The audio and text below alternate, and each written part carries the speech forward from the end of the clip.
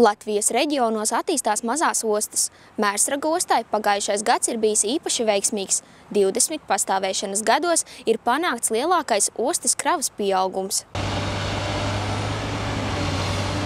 Ostā stāv kārtējais kuģis. Kravas automašīnas viena pēc otras dodas pie kuģa uz pārkraušanu. Mērsaga ostā šogad novērojama īpaši liela rosība. Gada laikā piesaistīti 2 jauni kravu veidi. Novembrī tika veiksmīgi apkalpots pirmais kuģis ar tehnisko sāli un ir noslēgts līgums par mazgātās smilts pārkraušanu. Mazgātās smilts. Ar šo kravu mēs jau esam strādājuši, jau mēģinājuši viņu eksportēt caur Mērsagu ostu. Jau tā ideja bija pat 11 gadu atpakaļ. Mēs mēģinājām viņu eksportēt uz Holandi. Diemžēl loģistika nebija mums par labu, tāpēc mums nesanāca, bet tas darbs bija, un mēs meklējām arī tāds iespējas, ja, un tās iespējas tomēr parādījās. Tas ir, ja runā par smiltu un ja runājam par sāli, arī šeit atkal tas process ilga tikai 2 gadus, ja.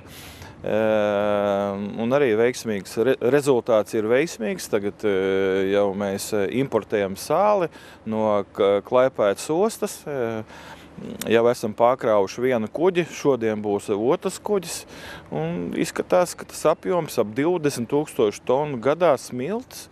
Sāls būs un smilts apmēram mēs plānojam 25 000 tonnas gadā katru gadu.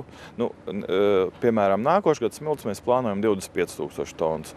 Un tad tā pa bišķim tās lietas iet uz priekšu. Viennozīmīgi var pateikt, ka tas ir komandas darbs. Ir ļoti aktīvi strādājusi ostas pārvalde, sadarbībā ar uzņēmējiem, un tāpēc ir tāds kravu pieaugums. Protams, mums bija arī labvēlīgi laika apstākļi, jo šogad arī nebija arī ziema. Tas ir 2.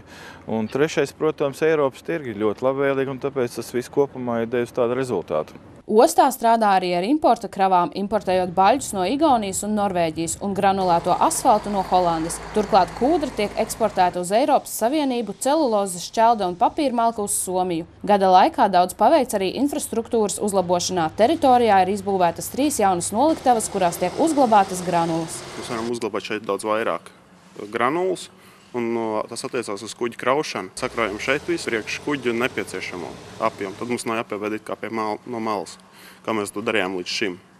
Un tad, ja bija slikts laiks, mēs nevarējām kraut kuģu un gāzt ārā, un tad mums bija tādas problēmas. Lai osta spētu piesaistīt jaunas kravas un kuģošana būtu drošāka, nākamajā gadā tiks domāts par ostas attīstību, jauno investoru piesaistu un kuģošanas drošības uzlabošanu.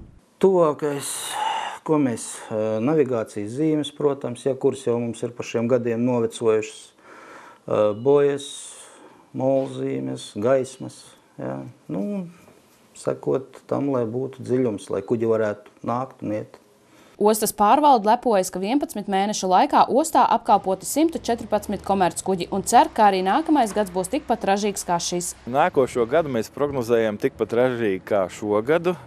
Noteikti aktīvāk strādāsim ar jauniem investoriem. Šobrīd to nevaru atklāt kurā jomā, bet es ceru, ka pēc pusgada es jūs informēšu. Kravu apjomu mēs plānojam tādā pašā līmenī kā šogad. Ceram, ka nākošais gads būs tikpat ražīgs kā šitas, varbūt tās pat nedaudz labāk. Kristīna Freimane, Baiba Demberga, Ģirds Grenevits, Talsu televīzija.